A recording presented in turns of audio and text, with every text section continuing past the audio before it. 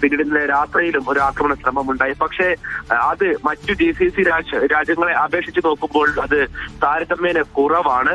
താരതമ്യേന ചെറിയ ആക്രമണ ശ്രമമാണ് ഇവിടേക്ക് നടന്നത് എന്നുള്ളതാണ് മനസ്സിലാക്കുന്നത്. ഏതായിരുന്നാലും ഇന്ന് വീണ്ടും ആക്രമണ ശ്രമം ഉണ്ടായിരിക്കുന്നു എന്നുള്ളതാണ് പുതിയ ചിത്രം.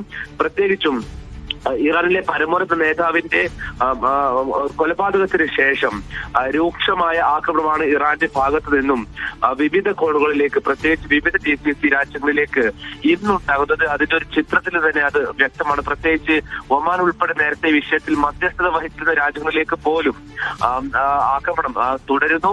കപ്പലുകൾക്ക് നേരെ ആക്രമണം തുടരുന്ന സ്ഥിതിയുണ്ട്. ഇതോടൊപ്പം ചേർത്ത് പറയേണ്ട മറ്റൊരു പ്രധാനപ്പെട്ട കാര്യം, നമ്മൾ ഇന്നലെ പറഞ്ഞിരുന്നത് പോലെ തന്നെ സ്ട്രെയിറ്റ് ഓഫ് ഹോർമൂസ് കടലിടുക്ക് വഴിയുള്ള സൗദി അറേബ്യയിലേക്കും UAE-യിലേക്കും എല്ലാം കപ്പലുകൾ നീങ്ങുന്ന വളരെ സുപ്രധാനമായ ഈ കടൽ പാതയിലേക്ക് ഹെപ്പക്ലോയിഡ് പോലുള്ള അന്താരാഷ്ട്ര ഷിപ്പിംഗ് ലൈനുകൾ അവരുടെ സർവീസ് റദ്ദാക്കിയതായ റിപ്പോർട്ട് കൂടി ഈ ഒരു നിമിഷം വരുന്നുണ്ട്. ഇത് വരും മണിക്കൂറുകളിൽ ഒരു പക്ഷേ സൗദിയുടെയും UAE-യുടെയും ഒമാന്റെയും എല്ലാം തന്നെ സാമ്പത്തിക രംഗത്തെ ബാധിക്കാൻ ഇടയുള്ള ഒരു പുതിയ നീക്കം കൂടിയാണ്. പ്രത്യേകിച്ച് ഹെപ്പക്ലോയിഡ് എന്ന് പറയുന്നത് ഈ മേഖലയിലേക്ക് വലിയ തോതിൽ സർവീസ് നടത്തുന്ന ഷിപ്പിംഗ് കമ്പനിയാണ്. ഇതോടൊപ്പം തന്നെ മേഴ്സ്ക് ഉൾപ്പെടെയുള്ള കമ്പനികളുടെ പ്രതികരണവും അല്പ സമയത്തിനകം നമ്മൾ പ്രതീക്ഷിക്കുന്നുണ്ട്. ഇങ്ങനെ കൂടുതൽ ഷിപ്പിംഗ് ലൈനുകൾ റദ്ദാക്കുന്ന ഒരു സാഹചര്യം ഉണ്ടായാൽ അത് ഗൾഫിന്റെ വ്യാപാര മേഖലയെ ബാധിക്കും എന്ന് മാത്രമല്ല ചരക്കു നീക്കം സ്തംഭിക്കുന്ന ഘട്ടമുണ്ടാകും. സ്വാഭാവികമായിട്ടും വിവിധ ക്ഷാമത്തിലേക്ക് മറ്റു പോകുന്ന സ്ഥിതിഗതികൾ കൂടുതൽ ദിനങ്ങളിലേക്ക് യുദ്ധം നീളുകയാണെങ്കിൽ അത് സൃഷ്ടിക്കും.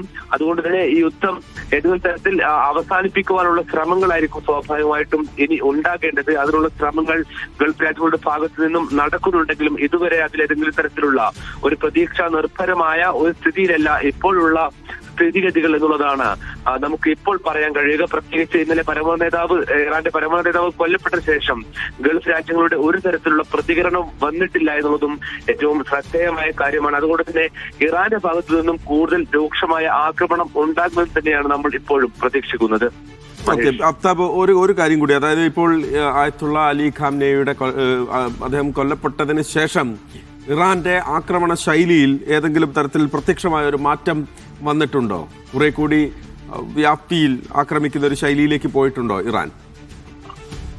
മഹേഷ്, തീർച്ചയായും. കാരണം ഇന്നിപ്പോൾ രാവിലെ ഇസ്രായേലി ആംബുലൻസ് വിഭാഗത്തിന്റെ റിപ്പോർട്ടുകൾ പ്രകാരമാണെങ്കിൽ ഏതാണ്ട് 450-ലേറെ പേരുടെ പരിക്കുകൾ ഇസ്രായേലിൽ മാത്രം റിപ്പോർട്ട് ചെയ്യപ്പെട്ടിട്ടുണ്ട്. നമ്മൾ ഇന്നലെ അവസാന സമയം രാത്രിയിൽ റിപ്പോർട്ട് ചെയ്യുന്ന സമയത്ത് തന്നെ സൂചിപ്പിച്ചിരുന്നു, ഘട്ടം ഘട്ടമായി അവർ ആക്രമണം വർദ്ധിപ്പിക്കുമെന്നവർ സൂചന നൽകിയിരുന്നു.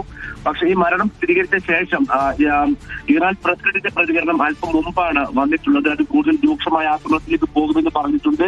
ട്രംപ് അതിന് മറുപടി നൽകിയിട്ടുണ്ട്. അങ്ങനെ പോയി കഴിഞ്ഞാൽ കൂടുതൽ രൂക്ഷമായ മാരകമായ ആക്രമണത്തിലേക്ക് പോകുമെന്ന് അറിയിച്ചിട്ടുണ്ട്.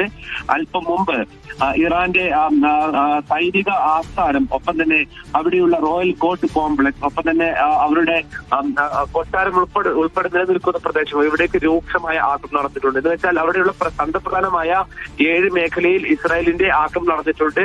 അതിന് പിന്നാലെ അല്പം മുമ്പ് ഇസ്രായേലിൽ നിന്നും വരുന്ന റിപ്പോർട്ടുകൾ പ്രകാരം അവിടെ വാണിംഗ് സിറണുകൾ മുഴങ്ങുകയാണ്. പല ഭാഗത്തും ആക്രമണം നടക്കുന്നുണ്ട്.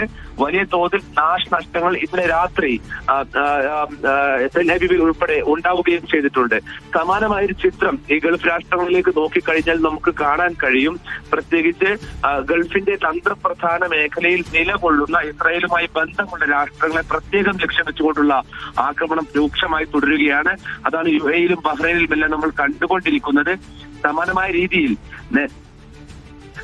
രീതിയിൽ നേരത്തെ നമ്മൾ ഒരു പക്ഷേ ഇതിലൊക്കെ മധ്യസ്ഥത വഹിച്ചിരുന്ന ഒമാൻ ഉൾപ്പെടെയുള്ള രാജ്യങ്ങളുണ്ട്. പക്ഷെ ഇവിടെ എല്ലാം ഉള്ള US സാന്നിധ്യം അല്ലെങ്കിൽ US സൈനിക സാന്നിധ്യം അല്ലെങ്കിൽ അവരുടെ സഹായങ്ങളുള്ള കേന്ദ്രങ്ങളിലേക്കെല്ലാം തന്നെ ഇപ്പോൾ ആക്രമണം നടക്കുന്നതാണ് നിലവിലുള്ള സ്ഥിതി. ഏതായിരുന്നാലും സൗദി അറേബ്യയെ സംബന്ധിച്ചിടത്തോളം വിമാന സർവീസുകൾ പൂർണ്ണമായിട്ടും റദ്ദാക്കിയിട്ടില്ല, വ്യോമപാത പൂർണ്ണമായും അടച്ചിട്ടില്ല. ഗൾഫ് രാജ്യങ്ങളിലേക്കുള്ള ചില സർവീസുകൾ മാത്രമാണ് ഇവിടെ റദ്ദാക്കിയിട്ടുള്ളത്. താരതമ്യേന ശാന്തമാണ് സൗദി അറേബ്യയിലെയും ഒമാനിലെയും സ്ഥിതി. മറ്റ് GCC രാജ്യങ്ങളിലെ സ്ഥിതി അല്പം കൂടി ആശങ്കാജനകമാണ് എന്ന് ഈ ഒരു നിമിഷം പറയേണ്ടി വരും.